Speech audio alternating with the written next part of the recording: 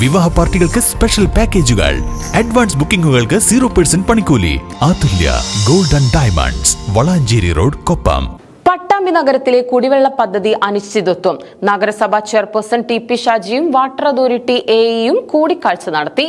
പട്ടാമ്പി നഗരസഭയിലെ കുടിവെള്ള വിതരണം സുഗമമാക്കാൻ ലക്ഷ്യമിട്ട് നടപ്പിലാക്കിയ പുതിയ പൈപ്പ് ലൈൻ സ്ഥാപിക്കൽ പ്രവൃത്തി അനിശ്ചിതത്വത്തിൽ.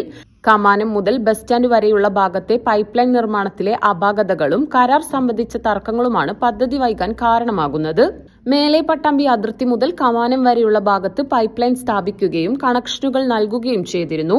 എന്നാൽ കമാനം മുതൽ ബസ് സ്റ്റാൻഡ് വരെയുള്ള ഭാഗത്ത് പൈപ്പ് സ്ഥാപിക്കുക മാത്രമാണ് ചെയ്തത്. യഥാസമയം കണക്ഷനുകൾ നൽകാതെ പൈപ്പ് ലൈൻ സ്ഥാപിച്ചതിനാൽ ഇനി കണക്ഷൻ നൽകണമെങ്കിൽ വീണ്ടും മണ്ണ് മാറ്റേണ്ട അവസ്ഥയാണ്. സബ് കോൺട്രാക്ട് എടുത്തവർക്ക് ആവശ്യമായ സാങ്കേതിക സൗകര്യങ്ങളോ കൃത്യമായ ആസൂത്രണമോ ഇല്ലാത്തത് പ്രവൃത്തികളെ ബാധിച്ചു.